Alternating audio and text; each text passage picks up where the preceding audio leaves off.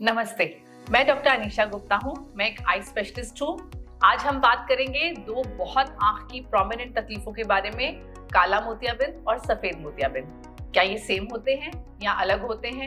इलाज फर्क है, नहीं है? इन दोनों में से ज्यादा खतरनाक कौन सा होता है और किससे किसका क्या कनेक्शन है?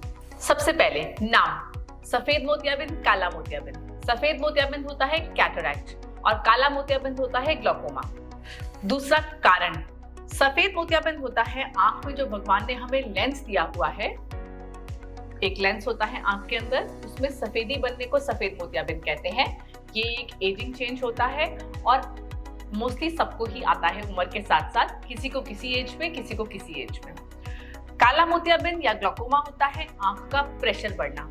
आंख का एक स्पेसिफिक प्रेशर होता है, नॉर्मली ये रेंज हम 10 to 21 मानते हैं, पर हर आंख का अपना अपना एक नॉर्मल रेंज होता है। किसी भी कारण से जब वो प्रेशर बढ़ जाता है तो वो आंख की नस को नुकसान करता है। इस तकलीफ को ही हम काला मोतियाबिंद या ग्लाकोमा कहते हैं।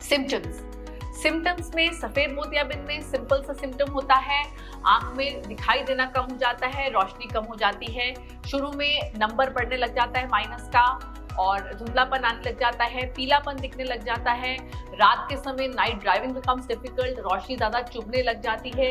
ये सब कॉमन सिम्टम्स होते हैं सफेद मोतियाबिंद या कैटरैक्ट के। काला मोतियाबिंद अनफॉर्चुनेटली बहुत ज्यादा सिम्टम्स नहीं प्रोड्यूस करता है बहुत एडवांस स्टेज तक।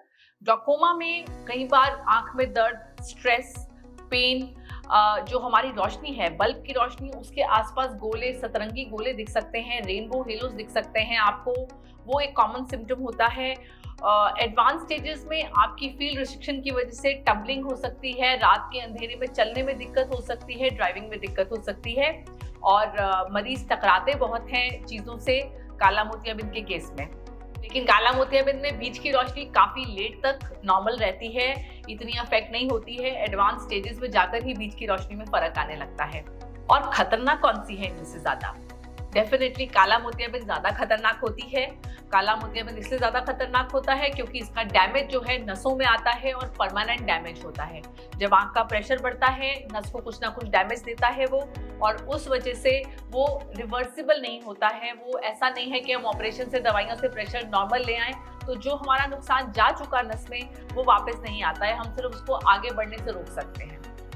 सफेद मोतियाबिंद में अगर सब कुछ पीछे ठीक है, रेटिना में सब ठीक है, तो मोतियाबिंद निकाल के नया लेंस फिट करके आपकी रोशनी लगभग से पूरी आ जाती है। तो सफेद मोतियाबिंद इज नॉट दैट डेंजरस, कोई इतनी प्रॉब्लम वाली बात नहीं है। लेकिन हाँ, काला मोतियाबिंद जरूरी है टाइम पे डायग्नोस होना और टाइम पे ट्रीट होना। काला मोतियाबिंद में दो तरह के काला मोतियाबिंद होते हैं, open angle and closed angle. जो ओपन एंगल होता है वो ज्यादा कॉमनली हम देखते हैं, जिसमें आंख का प्रेशर बढ़ रहा है लेकिन आगे की स्पेसिंग कम नहीं है, जिसकी वजह से हम आई ड्रॉप से प्रेशर को कंट्रोल में रखते हैं। जैसे आप बीपी की दवाई खाते हैं बीपी कंट्रोल रखने के लिए, ऐसे आंख की भी आई ड्रॉप्स होती हैं। वो आई ड्रॉप जिंदगी भर चलती रहती हैं, बीच बीच में चेकअप्स चलते रहते हैं कि दैट इज सफिशिएंट और नॉट फॉर द आई, उसको कंट्रोल रखने के लिए जो आपका प्रेशर चल रहा है। The second type is angle closure glaucoma, जिसमें आगे आपकी आंख का जो एरिया होता है, लेंस के आगे वाला एरिया जहां से आंख का पानी बाहर निकलता है, वहां पे क्राउडिंग हो जाती है, वहां पे नैरोइंग हो जाती है, जिसकी वजह से पानी निकलना मुश्किल हो जाता है। Now if this kind of an I is detected early, तो कई बार हम लेजर करके वो रास्ता खोल देते हैं। लेकिन कुछ लोगों में, इनफैक्ट ज्यादातर लोगों में, सिर्फ लेजर कामयाब नहीं रहता है and eventually surgery might be required. काला मोतियाबिंद की सर्जरी बहुत स्पेसिफिक केसेस में की जाती है, एडवांस केसेस में, या जिनसे आई ड्रॉप टॉलरेट नहीं हो रही है या आई ड्रॉप काम नहीं कर रही है, उनमें की जाती है, वरना काफी केसेस आई ड्रॉप से मैनेज किए जाते हैं। क्या एक से दूसरा लिंक्ड है? ऐसे तो ये दोनों काफी इंडिपेंडेंट तकलीफें हैं, एक अलग आंख के अलग अलग हिस्से की तकलीफ है। लेकिन सफेद मोतियाबिंद जब बहुत ज्यादा पक जाता है, इतना ज्यादा कि उसमें पानी भरने लग जाए, तो इट कैन लीड टू काला मोतियाबिंद या आंख का प्रेशर बढ़ना। वो काला मोतियाबिंद जो बन रहा है उसका इलाज मोतियाबिंद का ऑपरेशन ही है, सफेद मोतियाबिंद का ऑपरेशन ही है, क्योंकि लेंस ज्यादा फूल जाएगा या किसी वजह से लेंस ज्यादा पक जाएगा तो आंख का प्रेशर बढ़ता है। जब हम लेंस निकाल देते हैं तो आंख का प्रेशर वापस से नॉर्मल आ जाता है। This is called secondary glaucoma.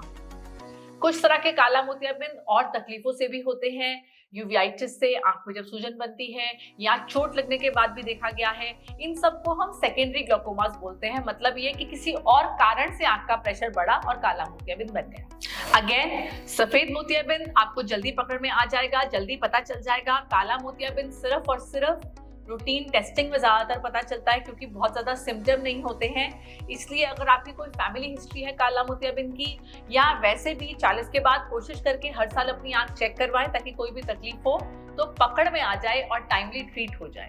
और सवाल अगर आपको हो तो जरूर मैसेज करें।